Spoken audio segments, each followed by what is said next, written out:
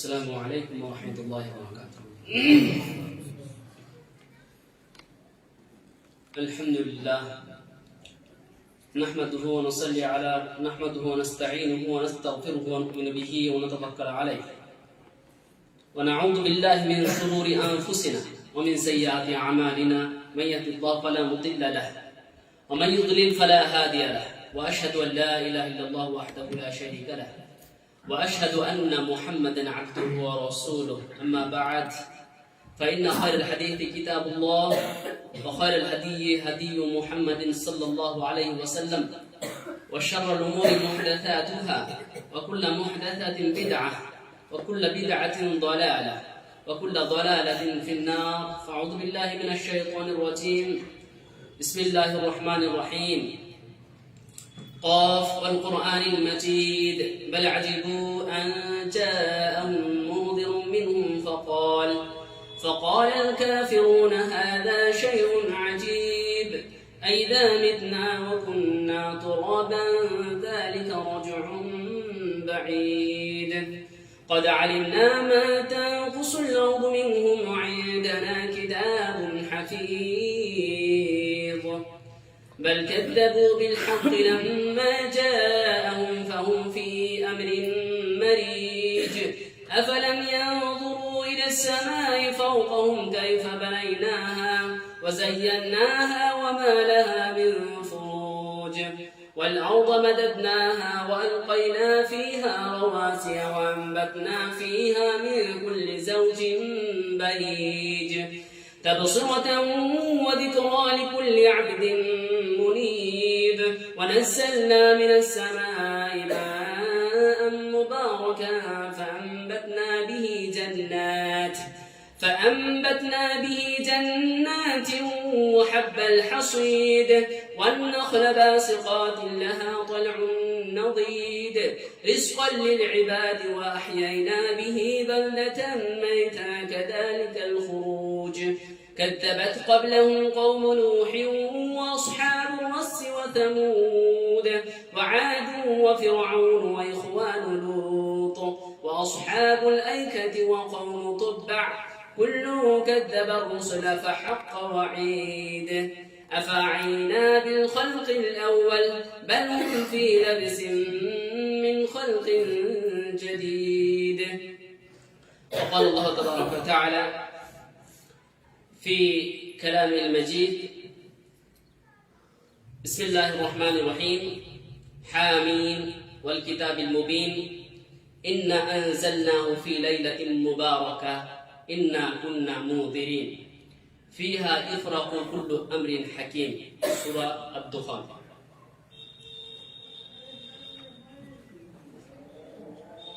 وقال الشاعر وضع में तुम हो नसारा तमद्दुन में हुनूद वज़ा में तुम हो नसारा तमद्दुन में हुनूद ये वो मुसलमान हैं जिन्हें देखकर शर्माए यहूद।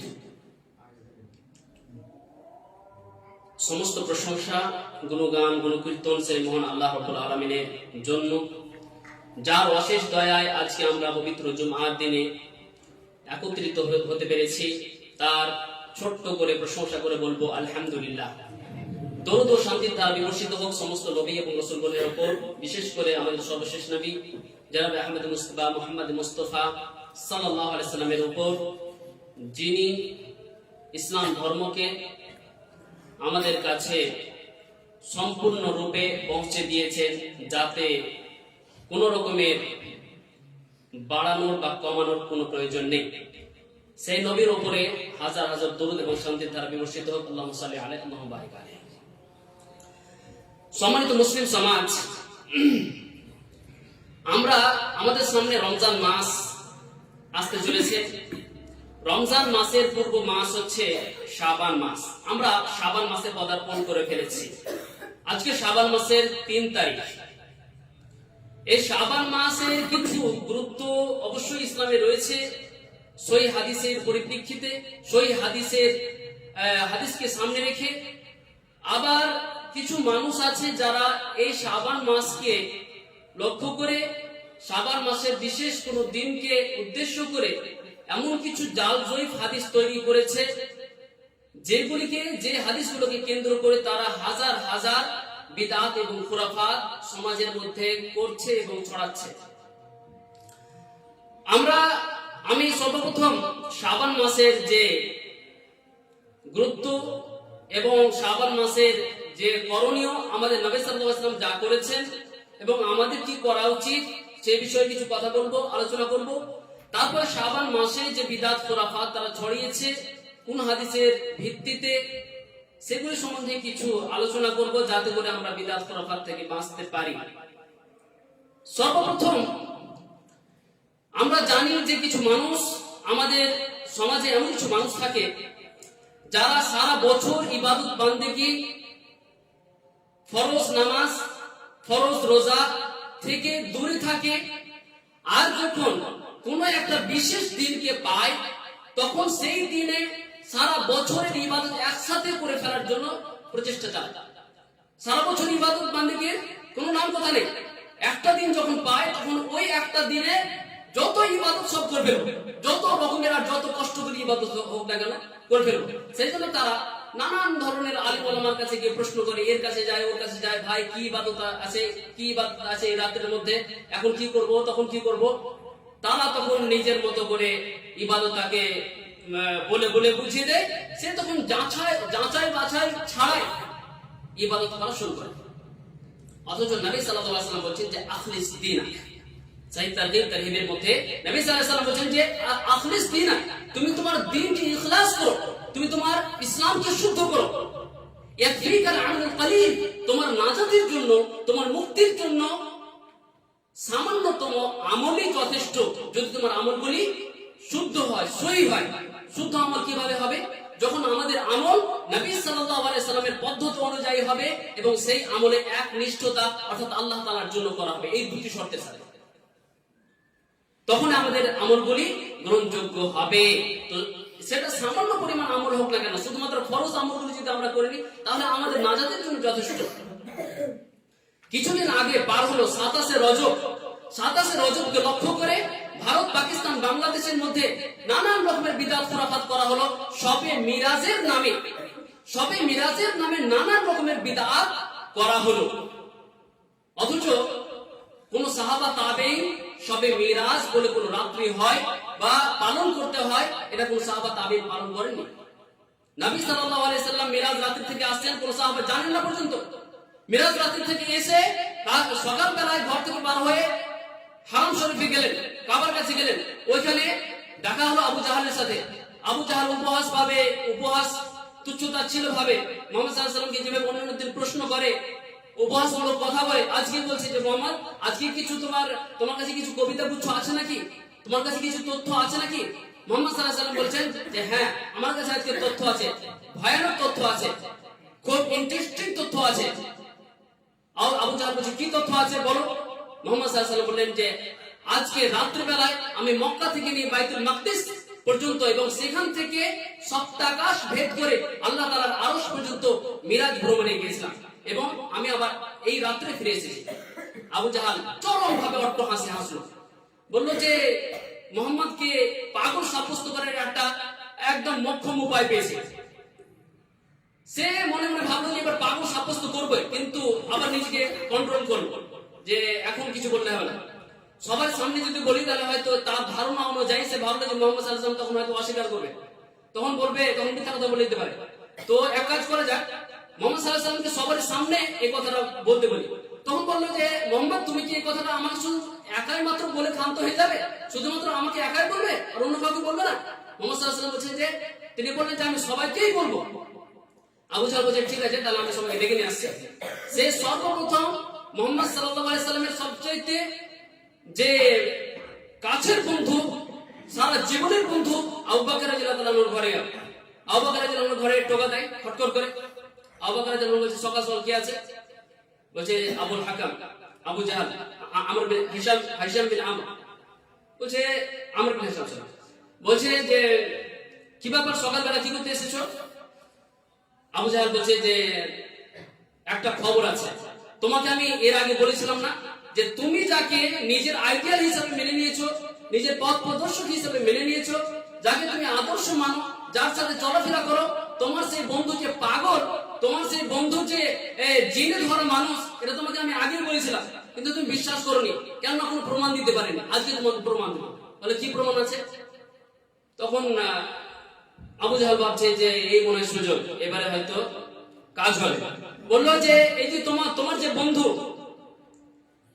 মোহাম্মদ, এই মোহাম্মদ বলে নাকি সে আজকে রাত্রির মধ্যে মক্কা থেকে নিয়ে বাইতুল মাকদিস থেকে নিয়ে মিরাজে সে ভ্রমণ করেছে, আরশ পর্যন্ত গিয়েছে এবং সে আজকে রাতের মধ্যে ফিরে এসেছে। তো আবু বকর রাদিয়াল্লাহু বলছে যে এটা কি আমার রাসূল বলেছেন? আবু জাহল বলছে যে বলেন তো, আমি তোমাকে মিথ্যা কথা বলছি নাকি? আমি তোমাকে ডাকতে পর্যন্ত এসেছি, আমি তাকে বসিয়ে রেখে এসেছি, তুমি চলো তোমাকে ওই কথা বলবে। আবু বকর রাদিয়াল্লাহু বললেন যে আমি ওসব কিছু শুনতে চাই না, তুমি শুধুমাত্র এতটুকু বলো যে এটা কি আমার নবী মুহাম্মদ সাল্লাল্লাহু আলাইহি ওয়াসাল্লাম বলেছেন? আবু জাহল বলছে অবশ্যই বলেছেন। আবু বকর রাদিয়াল্লাহু বলছেন যে লাউ ক্বালা মুহাম্মাদুন হাযা, যদি এই কথাটা মুহাম্মদ সাল্লাল্লাহু আলাইহি ওয়াসাল্লাম বলে থাকেন তাহলে আশহাদু, আমি আবু বকর সাক্ষ্য দিচ্ছি আন্নাহু সাদাকা, যে সে সত্য কথা বলেছে। এই হচ্ছে ঈমান, এই হচ্ছে বিশ্বাস। আবু জাহল সে তার বিষধর তীর, সে তার বিষ কাজে লাগাতে পারলো না। সে তখন মুহাম্মদ সাল্লাল্লাহু আলাইহি ওয়াসাল্লামের কাছে ফিরে গেল। মুহাম্মদ সাল্লাল্লাহু আলাইহি ওয়াসাল্লামের কাছে ফিরে যাওয়ার আগেই কোরআনের আয়াত নাযিল হয়ে গেল, আফামান শারাহাল্লাহু সাদরাহু লিল ইসলাম। আল্লাহ তাআলা যার জন্য ইসলামকে, যার অন্তরকে ইসলামের জন্য প্রশস্ত করে দিয়েছে, ঈমানের জন্য প্রশস্ত করে দিয়েছে, ফাহুয়া আলা নূরিন মিনহু, সে আল্লাহ তাআলার নূরের উপরে রয়েছে, জ্যোতির উপরে রয়েছে। আবু জাহলের নবী সাল্লাল্লাহু আলাইহি ওয়াসাল্লামের কাছে পৌঁছানোর আগে আয়াত নাযিল হয়ে গেল। তাহলে চিন্তা করুন, আবু বকর রাদিয়াল্লাহু আনহু, ওমর রাদিয়াল্লাহু আনহু, উসমান, আলী, এই যে সাহাবা কিরাম রাদিয়াল্লাহু তাআলা আনহুম, যাদের ব্যাপারে কোরআনের আয়াত পর্যন্ত নাযিল হচ্ছে, যাদের ঈমান ইসলামের ব্যাপারে কোরআনের আয়াত নাযিল হচ্ছে, এরা কোনদিন শবে মিরাজ পালন করলো না। অথচ আজকে যারা হুজুরের নামে যে ভণ্ডগুলো হুজুর সেজে ঘুরে বেড়াচ্ছে, এরা শবে মিরাজের নামে নানান রকমের আরো সব বিদআত আনুষ্ঠানিকভাবে আয়োজন করার ক্ষেত্রে হাজার হাজার টাকা পয়সা খরচ করে দিচ্ছে। এই ছিল এক বিদআত। আরো সামনে আসছে আরেক বিদআত, শবে বরাতের বিদআত। শাবান মাসের 15 তারিখে শবে বরাতের বিদআত। এটি বর্ণনা করার আগে শাবান মাসের যে বাস্তব যে গুরুত্ব হাদিস থেকে সাব্যস্ত, সেগুলোকে আমি বলে দিই। আয়েশা রাদিয়াল্লাহু আনহা থেকে বর্ণনা করা হয়েছে, সহিহ বুখারীর হাদিস। আয়েশা রাদিয়াল্লাহু আনহা তিনি বলেন যে কারণ নবী সাল্লাল্লাহু আলাইহি ওয়াসাল্লাম লাম ইয়াকুন ইয়াসুমু মিন আস-সানাতি শাহরান আকসারা মিন শাবান। নবী সাল্লাল্লাহু আলাইহি ওয়াসাল্লাম শাবান মাসে যত রোজা রাখতেন, অন্য কোন মাসে অত রোজা রাখতেন না। ফাইন্নাহু কানা ইয়াসুমু শাবান কুল্লাহ। নবী সাল্লাল্লাহু আলাইহি ওয়াসাল্লাম শাবান মাসে পূর্ণ শাবান মাসে রোজা রাখতেন। নবী সাল্লাল্লাহু আলাইহি ওয়াসাল্লাম পূর্ণ শাবান মাসে রোজা রাখতেন না, কিন্তু পূর্ণ কুল্লাহ যে কথাটা বলা হয়েছে, যে সম্পূর্ণ শাবান মাস রোজা রাখতেন, কেন বলা হয়েছে? এটা আধিক্য বোঝাতে গিয়ে বলে দেওয়া হয়েছে। যেমন আমরা অনেক ক্ষেত্রে বলে থাকি, যেমন ধরুন আপনি যদি বিদেশে থাকেন, 20 বছর পর বিদেশে চলে গেছেন, 40 বছর পর এসেছেন, এখন আপনার বয়স 60 বছর, আপনাকে বলবে কাটিয়েছেন, সেজন্য কি বলা হয়? সারা বছর বিদেশে কাটিয়ে দিয়ে চলে যাবে। একজন মানুষ মাঠে কাজ করতে যায়, সে 9টার সময় কাজ করতে যায়, একদম আসরের পর আসে, আসরের সময় আসে, তখন বলে যে আমি সারাদিন মাঠে ছিলাম, অথচ সারাদিন মাঠে ছিল না। ওই সূর্যোদয় থেকে নিয়ে 9টা পর্যন্ত বাড়িতে ছিল, আর সূর্য অস্তর পূর্বে চলে এসছে, কিন্তু বলা হয় যে সারাদিন বাড়িতে ছিলাম। তো অধিক জিনিসটাকে বোঝাতে গিয়ে কুল বলে দেওয়া হয় বা সমস্ত কিছু বলে দেওয়া হয়। তো নবী সাল্লাল্লাহু আলাইহি ওয়াসাল্লাম সম্পূর্ণ শাবান মাস রোজা রাখতেন, আয়েশা রাদিয়াল্লাহু আনহার বর্ণনা। তারপরে বলছে ওয়াকানা ইয়াকুলু, নবী সাল্লাল্লাহু আলাইহি ওয়াসাল্লাম বলতেন যে খুদ মিনাল আমালি মা তুতিকুন, খুদ মিনাল আমালি মা তুতিকুন, এবং তোমরা অবশ্যই আমল করো, তোমরা এতটা আমল করো যতটা তোমরা শক্তিশালী বা সামর্থ্য হতে পারবে। কেননা তোমাদের সামনে একটা রমজান মাস আসছে। যদি তোমরা পুরো শাবান মাস রোজা রেখে নাও, কিংবা হয়তো অধিক হারে রোজা রাখো, তাহলে রমজান মাসের যে ফরজ রোজা, সেগুলো পালন করতে গিয়ে অসুবিধা হতে পারে। সেই জন্য তোমাদের ক্ষমতা অনুযায়ী রোজা রাখো, মানে যত বেশি পারবে রোজা রাখবে। এগুলো হচ্ছে নফল রোজা। তারপরে নবী সাল্লাল্লাহু আলাইহি ওয়াসাল্লাম সেই হাদিসের মধ্যে বলেছেন যে ফাইনাল্লাহা লা ইয়ামাল্লু হাত্তা তামাল্লু, আল্লাহ তাআলা তোমাদেরকে আজর ও সওয়াব দিতে দিতে ক্লান্ত হবেন না, তোমরা আমল করতে করতে ক্লান্ত হয়ে যাবে। মানে যতটা পারবে তোমরা আমল করে যাও। তারপরে সেই হাদিসের মধ্যে বলা হয়েছে একটা গুরুত্বপূর্ণ অংশ, যে আহাব্বুস সালাতি ইলা নবী সাল্লাল্লাহু আলাইহি ওয়াসাল্লাম, নবী সাল্লাল্লাহু আলাইহি ওয়াসাল্লামের কাছে সবচাইতে নফল সালাতের মধ্যে সবচাইতে পছন্দনীয় সালাত ছিল মা দুদিমা আলাইহা, যেই সালাতের উপরে ধারাবাহিকভাবে আমল করা হতো, ওয়াইন কাল্লাত, যদি আমলটি কম হতো। তাহলে যে নফল সালাত ধারাবাহিকভাবে করা হয়, সে 2 রাকাত নামাজই হোক না কেন, আপনি তাহাজ্জুদের নামাজ পড়ছেন 2 রাকাত করে, ধারাবাহিকভাবে পড়ছেন, ওটা ঠিক আছে। কিন্তু একদিন পড়ছেন আর দেখা গেল সারা বছর কোনো খোঁজ খবর নেই, এই আমল পছন্দনীয় নয়, এই আমল অপছন্দনীয়। আর বিশেষ করে যদি বিশেষ রাত্রে করা হয় এভাবে, কোনো আকীদা, বিশেষ আকীদার সাথে যেটা নবী সাল্লাল্লাহু আলাইহি ওয়াসাল্লাম করেনি, তাহলে আবার বিদআত হয়ে যাওয়ার সম্ভাবনা আছে। এই যে একটা হাদিস। তারপরে সহিহ বুখারীতে বর্ণনা করা হয়েছে আরেকটা হাদিস, আয়েশা রাদিয়াল্লাহু তাআলা আনহা থেকে বর্ণনা করা হয়েছে হাদিস, এটাও আয়েশা রাদিয়াল্লাহু তাআলা আনহার হাদিস। তিনি বলছেন যে কারণ নবী সাল্লাল্লাহু আলাইহি ওয়াসাল্লাম, কারণ রাসূলুল্লাহ সাল্লাল্লাহু আলাইহি ওয়াসাল্লাম, রাসূলুল্লাহ সাল্লাল্লাহু আলাইহি ওয়াসাল্লাম রোজা, কারণ রাসূলুল্লাহ সাল্লাল্লাহু আলাইহি ওয়াসাল্লাম ইয়াসুমু, রোজা রাখতেন, এমনকি হাত্তা নাকুলা, আমরা বলতাম এমন ভাবে তিনি রোজা রাখতেন, এমন ভাবে রোজা রাখতেন, রোজা রেখেই যেতেন। হাত্তা নাকুলা, আমরা বলতাম যে লা ইফতিরু, হয়তো তিনি রোজা ভাঙবেন না, রোজা রেখেই যাবেন। ওয়ায়াসুমু হাত্তা নাকুলা, কিংবা অন্য একটা রিওয়ায়াতের মধ্যে বলা হয়েছে ইয়াকুলুল কাইল, কোন ব্যক্তি হয়তো এমন বলবে যে লা ইয়াসুম, নবী সাল্লাল্লাহু আলাইহি সাল্লাম রোজা যখন ভাঙতে তখন মনে হতো যে নবী সাল্লাল্লাহু আলাইহি সাল্লাম আর রোজা রাখবেন। তারপর শাবান মাস সম্বন্ধে বলা হয়েছে যে ফামা রাআইতু রাসূলুল্লাহ সাল্লাল্লাহু আলাইহি ওয়াসাল্লাম ইসতাকমালা সিয়াম শাহরিন ইল্লা রমাদান, আমি আল্লাহ রাসূল সাল্লাল্লাহু আলাইহি ওয়াসাল্লামকে রমজান ছাড়া অন্য কোন মাসে পরিপূর্ণভাবে রোজা রাখতে দেখিনি।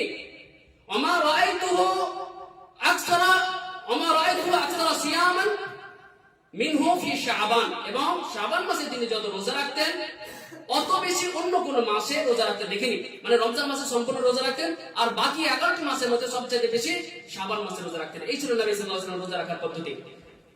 মানে আমাদেরকে যেভাবে আমলটা করতে হবে যে আমরা যত বেশি পারবো 15 শাবানের আগে বেশি বেশি রোজা রাখবো। কেন? যাতে করে 15 দিন পর আমরা রমজান মাসের রোজা রাখার জন্য নিজেকে প্রস্তুত করে নিতে পারি। আচ্ছা, নবী সাল্লাল্লাহু আলাইহি ওয়াসাল্লাম শাবান মাসে কেন এত বেশি রোজা রাখতেন? নবী সাল্লাল্লাহু আলাইহি ওয়াসাল্লামকে জিজ্ঞাসা করা হলো যে আপনি শাবান মাসে যত বেশি রোজা রাখেন অন্য কোন মাসে রোজা রাখেন না। তখন নবী সাল্লাল্লাহু আলাইহি ওয়াসাল্লাম বলেছিলেন যে এটা হচ্ছে এমন একটা মাস যে মাসে কারণ নাসু ইয়াগফালু, এই মাসে মানুষরা অধিক কি করে গাফিল থাকে। এই মাসে বেশি বেশি অধিক হারে মানুষ গাফিল থাকে। গাফিল থাকার ফলে সাধারণত অন্যান্য ইসলামের যদি আমলগুলো দেখা যায় যে সময়গুলোতে মানুষ গাফিল থাকে সেই সময়গুলোতে যদি কোনো বিশেষ মানুষ ইবাদত বান্দেগি করে তাহলে ওই ইবাদত বান্দেগির কিন্তু মাহাত্ম্য গুরুত্ব অনেক বেশি বেড়ে যায়। তো নবী সাল্লাল্লাহু আলাইহি ওয়াসাল্লাম বলেন যে এই মাসটাতে মানুষ সাধারণত গাফিল থাকে, তাই আমি এই মাসে বেশি বেশি রোজা রাখতে চাই।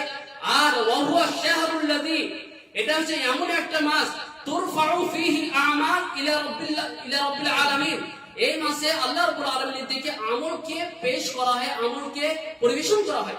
আমল তো প্রতিদিন পরিবেশন করা হচ্ছে, কিন্তু ওটা হচ্ছে প্রত্যেক দিনের আমল, আর এটা হচ্ছে বাৎসরিক আমল, এই শাবান মাসে পরিবেশন করা হয়।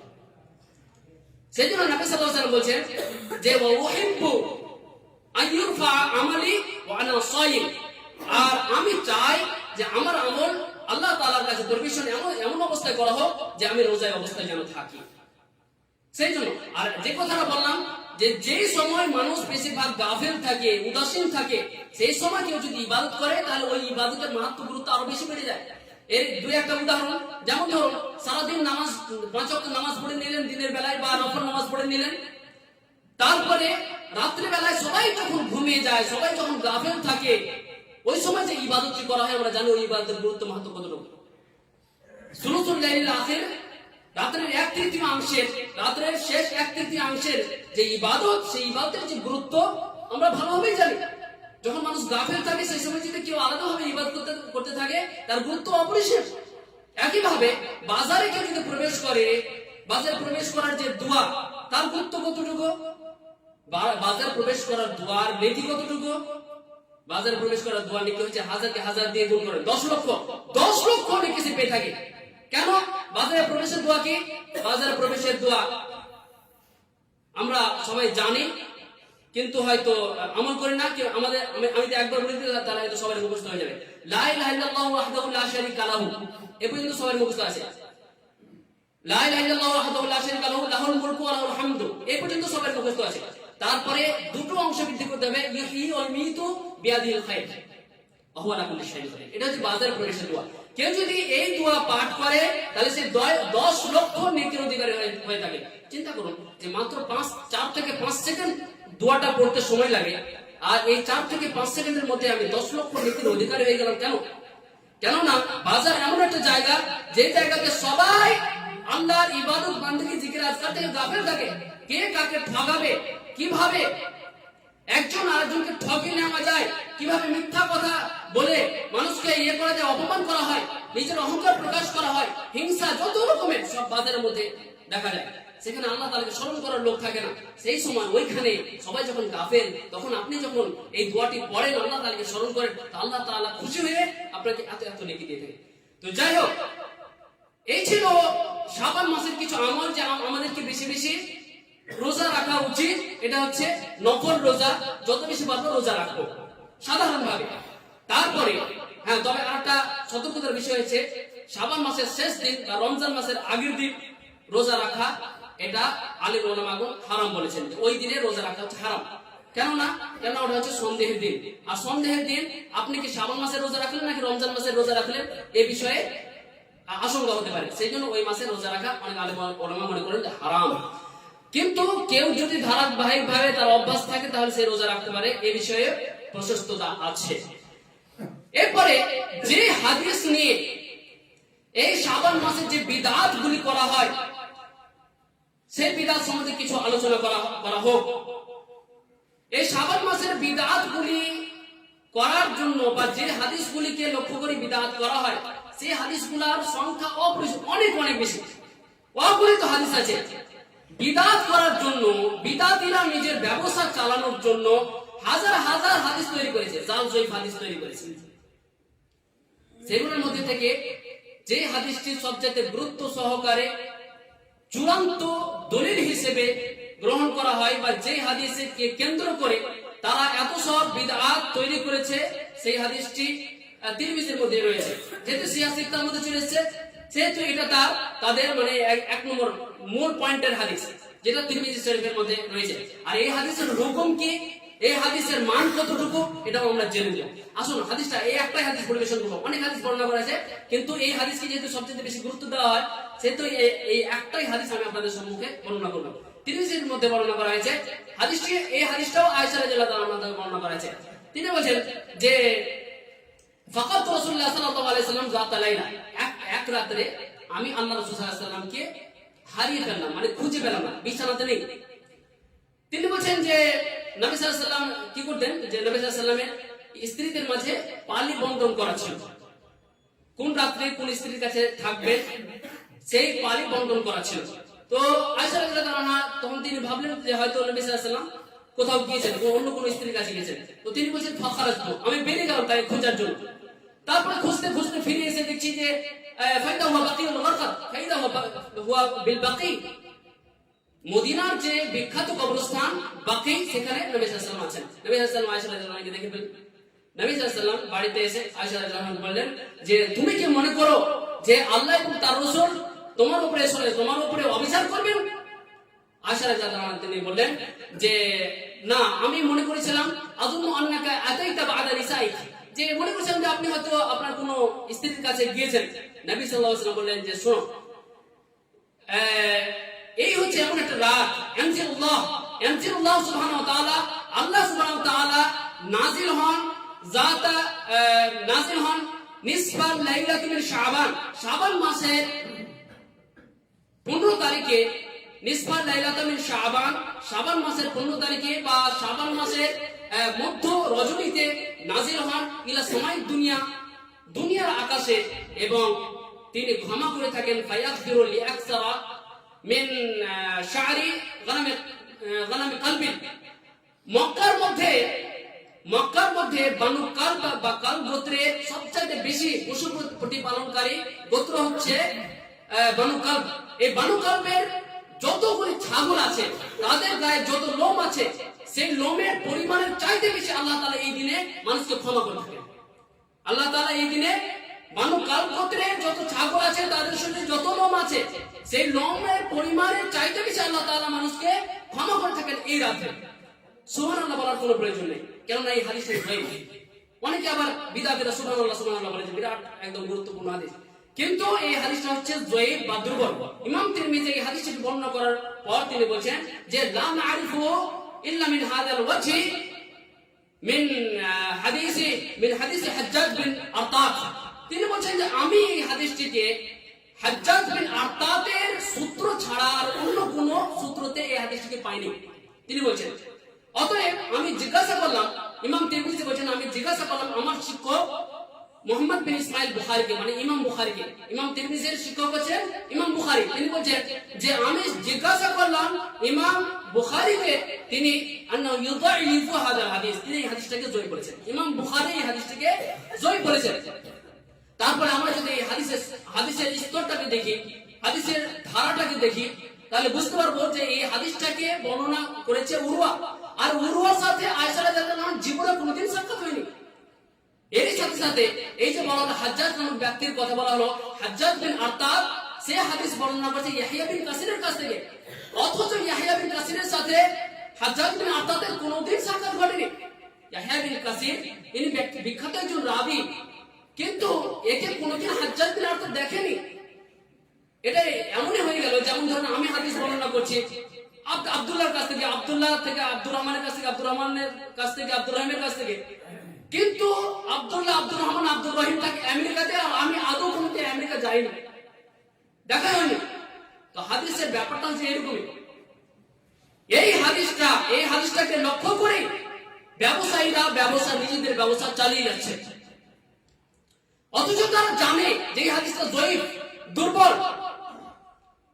তারপরে তারা তাদের মানুষকে, জনগণকে বলে না যে হাদিসটা দুর্বল। আপনারা যদি শাবান মাসের মধ্য রজনীতে যদি তাদের এই বিদআত খুরাফাত গুলো দেখেন, পর্যবেক্ষণ করেন, তাহলে বুঝতে পারবেন একদম 3 কিলোমিটার দূর থেকে, মাজার শরীফের 3 কিলোমিটার দূর থেকে তাদের কি বলে গাড়ি চলাচল সব বন্ধ হয়ে যায়, এত ভিড়, ছেলে মেয়েদের অবাধ মেলামেশা, আর লাইটিং, মসজিদ আর মাজারে লাইটিং ভর্তি করে দেওয়া হয়। আর তাদের হুজুররা তো মনে করে যে মানুষরা তো সুদ ঘুষ হারাম খেয়ে জীবনযাপন করছে, আমরা এই মাসটাকে কামাইয়ের মাস হিসেবে যদি গ্রহণ করে নিই, আমরা আমাদের বিদআত খুরাফাত গুলি আর আমাদের যে রোজগারটা হচ্ছে যদি করিনি, তাহলে ক্ষতি কি? তাই তারা তাদের রোজগার চালিয়ে যাচ্ছে। অথচ এর পরিপ্রেক্ষিতে এই হাদিসটাকে তারা লোকজনের সামনে এমন ভাবে ব্যাখ্যা করে, যেন একদম জোর করে এমন ভাবে ব্যাখ্যা করে যেন হাদিসটা সহিহ, যেন কোরআনের আয়াত বর্ণনা করছে। এর বিপক্ষে সহিহ হাদিস গুলোকে তারা বর্ণনাই করে না। যেমন আইয়ামে বীজের কথা বললাম, আইয়ামে বীজ শাবান মাসের 13, 14, 15 তারিখে রোজা, হাদিস থেকে সাব্যস্ত আছে।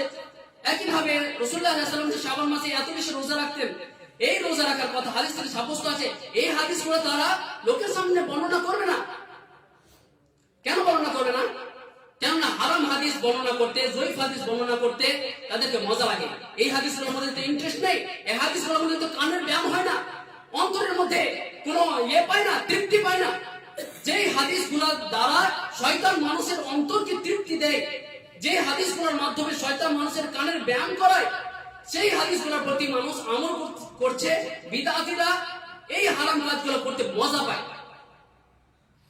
হারাম কাজে অবশ্য মজা আছে, একথা বাস্তব, কিন্তু নিজেকে কন্ট্রোল করতে হবে। এরা এমন লোক, এই যে বিদআতীরা এমন লোক, এরা সারা বছর নামাজ রোজার কোনো ধার ধারে না, ফরজ নামাজ পড়বে না। আপনি যদি তাদেরকে ফরজ নামাজের প্রতি দাওয়াত দেন, আপনার দাওয়াত সে কবুল করবে না। আপনি যদি তাকে ফরজ রোজা, রমজান মাস দেখবেন, রমজান মাসে একটা রোজা রাখে না। রমজান মাসের শেষ দশকে ইতিকাফ করার কথা বলা হয়েছে, হ্যাঁ, গুরুত্বপূর্ণ হওয়ার কারণে ইতিকাফ করার কথা বলা হয়েছে। কেউ ইতিকাফে বসে না, ইতিকাফ করবে না এরা। কিন্তু এই শাবান মাসের সবে বরাতে বা 15 তারিখে মধ্য রজনীতে এরা তখন যত রকমের ভণ্ডামি করতে থাকবে। এরা ইতিকাফ করে না, কিন্তু এদের আবার একটা প্রথা আছে যে পুরো গ্রাম জুড়ে একটা লোককে, মানে স্বাস্থ্য সবল লোককে ইতিকাফ করার জন্য পায় না। তখন তারা অন্য কোথা থেকে ল্যাংড়া লুলা একটা লোককে নিয়ে এসে ভাড়াটে মসজিদে বসে দিয়ে ইবাদত করার জন্য, যে তুমি ইতিকাফ করো, তোমায় কিছু টাকা দেওয়া হবে। এই হচ্ছে তাদের ব্যবসা। মানে এরা হচ্ছে এমন লোক যারা ফরজ ইবাদত থেকে অনীহা প্রকাশ করে, এবং শেষমেশ একটা দিন যখন পায়, তখন এরা মুসলিম সেজে, মুসলিম বলবো না, মুসলিম সেজে মাজার থেকে মসজিদ, মসজিদ থেকে মাজার ছোটাছুটি করে। এই হচ্ছে তাদের অবস্থা। এরপরে তাদের সবচাইতে একটা খারাপ জঘন্যতম আকীদা হচ্ছে শাবান মাসকে লাইলাতুল মুবারাকা বলা, এবং এটাকে কোরআনের আয়াত দ্বারা সাব্যস্ত করা।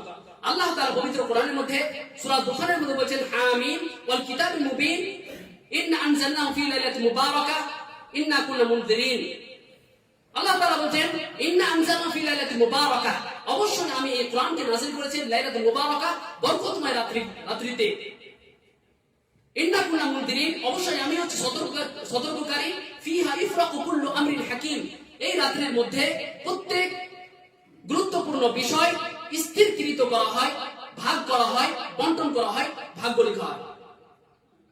তো তারা বলে থাকে, তাদের বিশ্বাস যে এই বরকতময় রাত বলতে, বরকতময় রজনী বলতে এই শাবান মাসের 15 তারিখকে বোঝানো হয়েছে। এবং তাদের মধ্যে অনেক মুফাসসিররা এই কথার প্রমাণও দেয় তাফসীর মাজমুম থেকে।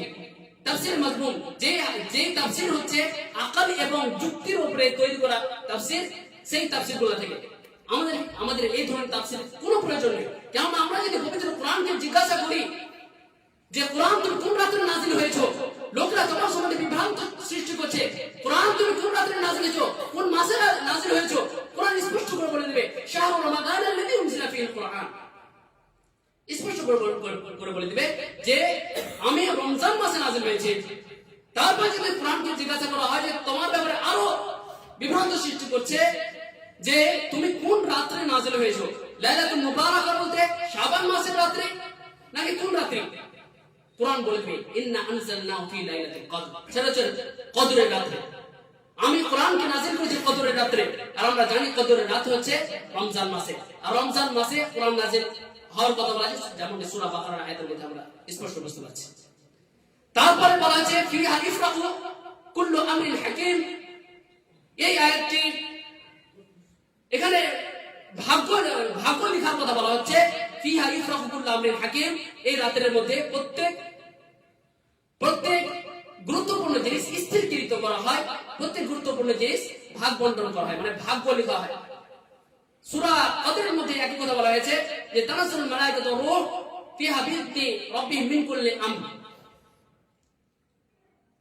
তো এই সমস্ত আয়াতগুলো থেকে কি বুঝতে পারলেন যে কোরআন নাযিল হয়েছে রমজান মাসে, আর তারা রমজান মাসে সবে কদর বা লাইলাতুল কদরে, আর তারা যে বিভ্রান্ত সৃষ্টি করে এই বিভ্রান্ত হচ্ছে সম্পূর্ণ কোরআন এবং হাদিসে উল্টো বা বিপরীত কথা। অতএব যারা এই ধরনের বিভ্রান্ত সৃষ্টি করছে তাদেরকে অপসারণ করার প্রয়োজন আছে, অপারেশন করার প্রয়োজন আছে। তারা হচ্ছে হুজুরের বেশ ধারণকারী ইবলিস শয়তানের চেলা চামুন্ডা, একথা আমাদের মাথার মধ্যে যেন থাকে। আমরা কি বুঝতে পারলাম যে মূলত ইসলাম ধর্মের যে ইবাদত উপাসনাগুলি রয়েছে, ইসলাম ধর্মের যে সমস্ত ইবাদতগুলি রয়েছে, গুরুত্বপূর্ণ দিনগুলি রয়েছে, ইবাদত করার জায়গাগুলো রয়েছে, সেগুলোকে ধ্বংস করার জন্য, সেগুলো নষ্ট করার জন্য ইবলিস শয়তান যুগে যুগে কালে কালে বসে থাকেনি। আপনি দেখেন লাইলাতুল কদর যার গুরুত্ব হচ্ছে খায়রুম মিন আলফি শাহর, যে রাতের ইবাদত হচ্ছে 1000 রাতের ইবাদতের চাইতে বেশি উত্তম, সেই রাত্রিকে বিকল্প হিসেবে সাজিয়ে নিয়ে যে রাত্রিকে সাজানো হয়েছে সেই রাতই হচ্ছে সবে বরাত বা লাইলাতুল বারাহ। আর এটা হচ্ছে শাবান মাসের 15 তারিখ বা মধ্য রজনী, শাবান মাসের মধ্য রজনী। একই সাথে তাদের এই যে বিভ্রান্তি, আরো অনেক কিছু বিদআত খুরাফাত তৈরি করা হয়, যেমন মসজিদ এবং মাজারগুলোতে আলোকসজ্জা করা হয়। এই রমজান এই শবে বরাতের যে উৎপত্তি, তার যদি জন্মস্থান দেখেন তাহলে আমরা খুঁজে পাবো তার জন্মস্থান হচ্ছে ইরাকে।